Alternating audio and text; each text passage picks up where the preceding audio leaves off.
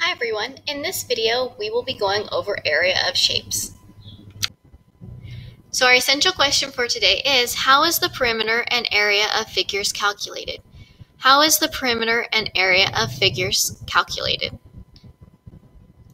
And first we're going to go over specifically area of polygons, but we're also going to cover perimeter as well. So the question is, how do we calculate the area and perimeter of a variety of polygons?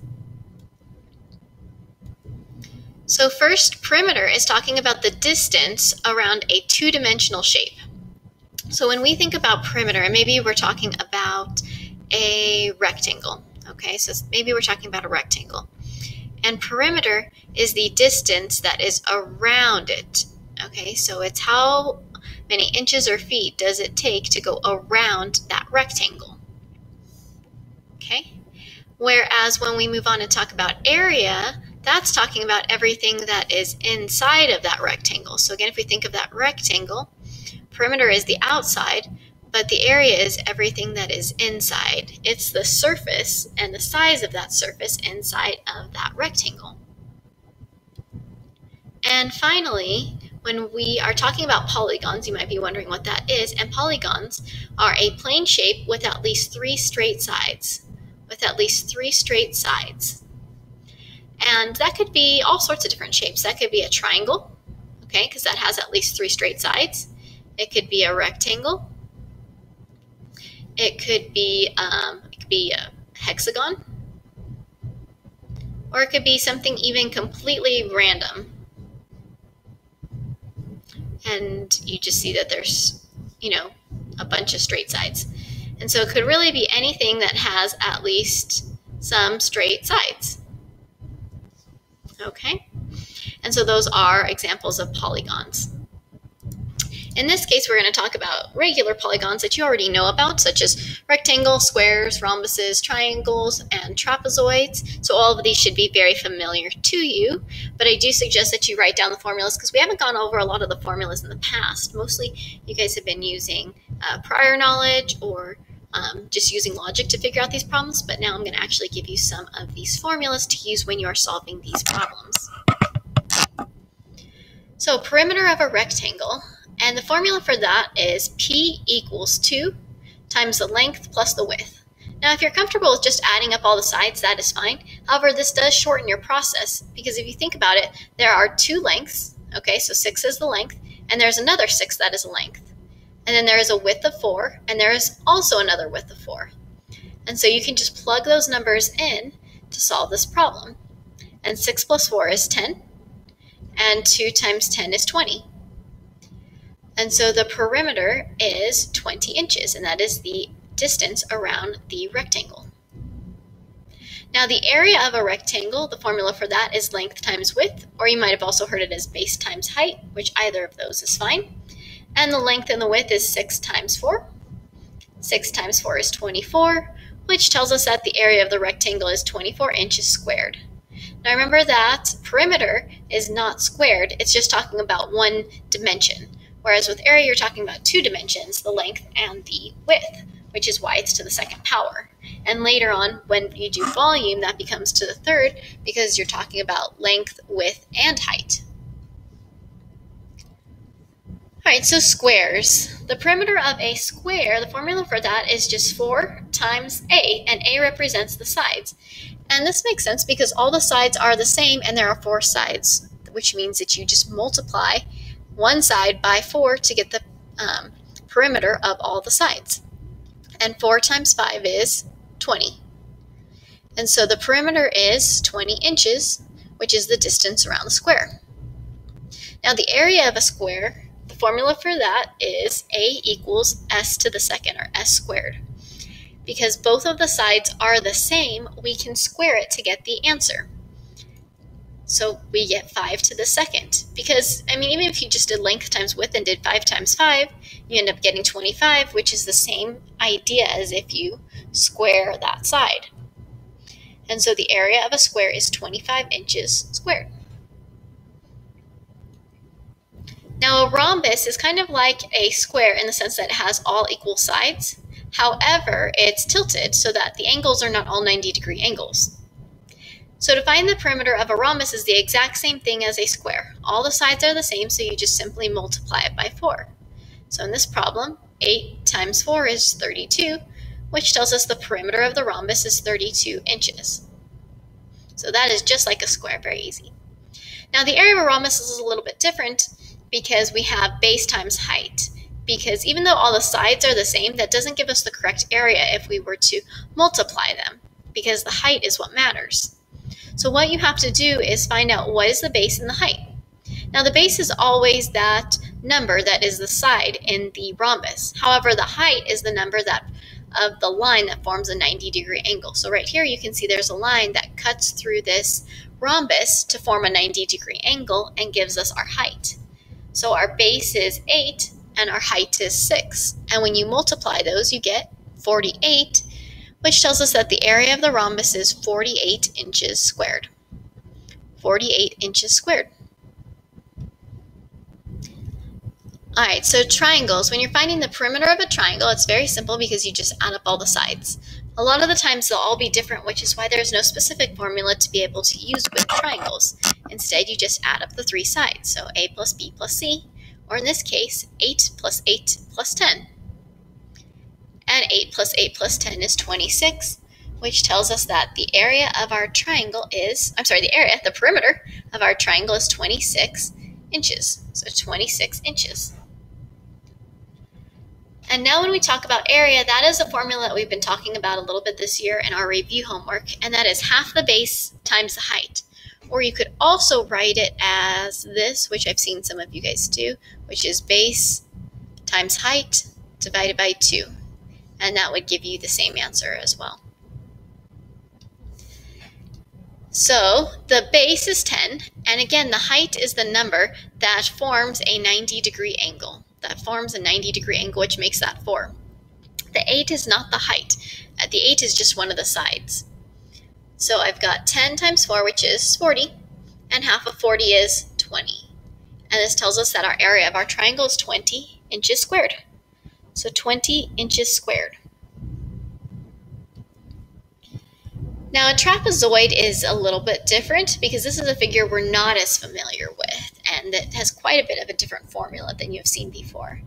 But when you're finding the perimeter of a trapezoid, you just, again, add all the sides because it's not sure that all the sides are ever going to be the same. It's almost always where none of them are the same. In this case, we do have 2 sides that are the same, but you must just add all the sides together. And you never want to add the number that's in the middle because think about that. That's not the distance around the trapezoid. That goes inside, which is why we do not use that number.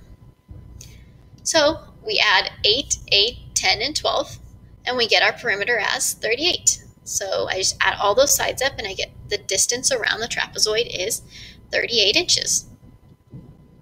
Now the area of the trapezoid is half the first base plus the second base multiplied by the height.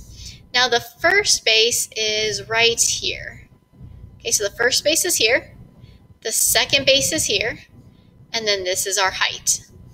So we've got base 1, we've got base 2, and then we've got our height. And so then we just plug that in. Okay, so I'll write that one more time. So again, this is base 1. It's usually the one that's on top. Base 2. And this is our height. So then we plug those numbers in. So base 1 is 10, plus base 2 is 12, times the height of 6. And 10 plus 12 is 22. And you can either multiply 22 by 6, or you could even multiply half by 22. It doesn't matter which order you go in, because like we learned earlier in the year, multiplication is commutative. So whatever order you multiply, you'll end up getting the same answer. So since this will just make it a little bit easier for us, I know right away half of 22 is 11. So that's a little bit easier than multiplying 22 by 6, because this I can do in my head. And 11 times 6 is 66.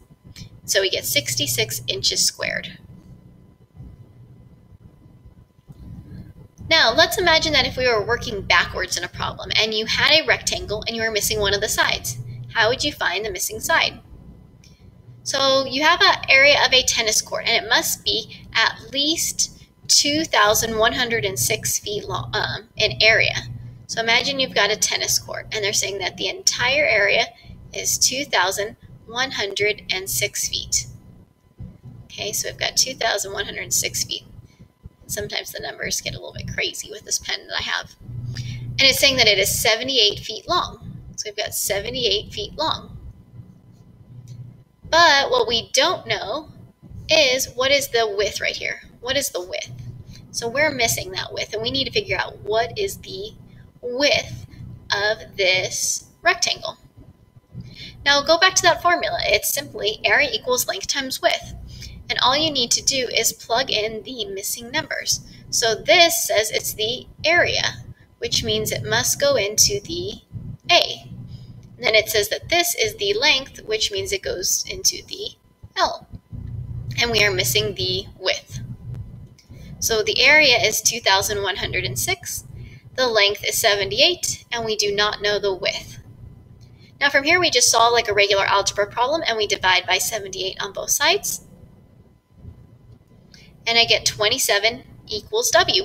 And so that tells me that this width of the tennis court must be 27 feet. So it must be 27 feet. And find the missing sides of a triangle. So what if I had a missing side of a triangle? So it says the area of a triangle is 96 feet squared and the height is 12 feet. What is the base? What is the base? Okay, so we just simply plug this in and we can go over and say, okay, it says this is the area, which means it goes into the A, and this is the height, which goes into the H. And so when we do that, we have A equals half the base times 12. And you can start combining some of this, like what is half of 12? Well, half of 12 is 6, so that looks a lot nicer now, right? Because this looks ugly and kind of confusing, but half of 12 is 6, and from here we just solve it like a regular algebra problem. We divide by 6 on both sides, and we find out that the base is going to be 16 feet. So the base of the triangle will be 16 feet. So we're just working backwards. Now, before you go on to circumference and area, there are a few problems for you to practice on the foldable, so pause the video right here and practice those problems. Alright, so circumference and area. On these ones, we're going to be calculating the circumference and area of a circle. And this is going to be a lot newer to you than anything else that we've done in this video so far. Now, first thing to know is, what are some of these terms? Now, circumference, that's the distance around a circle. So just like perimeter, it's pretty much the exact same as perimeter. It's the distance that goes all the way around this circle. So what is that in inches or in feet? But the circumference is the distance around the circle. Whereas the radius is simply a straight line from the center to the circle. So this would be the radius. Whereas we have the diameter, which is a straight line that passes through the center and goes from edge to edge. And all of those terms are very important because sometimes you're going to be given the radius to solve a problem, and sometimes you'll only be given the diameter to solve a problem. So let's look at a couple of examples. Our first example is a circle with a radius. Circle with a radius, and we're going to find the circumference and the area. Now the formula for circumference is C equals pi times the diameter. Pi times the diameter. And what you notice right here is that we have got the radius. Okay, so right now we have the radius, and we know that the radius is 6. Okay, so the radius is 6. However, if the radius is 6, and that's only halfway, but the diameter goes all the way across, what does the diameter have to be? Well, then the diameter is going to be 12. So the diameter will be 12. And so when we start solving this problem, then we just take that 12 and we plug it into the D. And in all the problems that you're going to do, you need to use 3.14 as the number that you're going to multiply by with pi.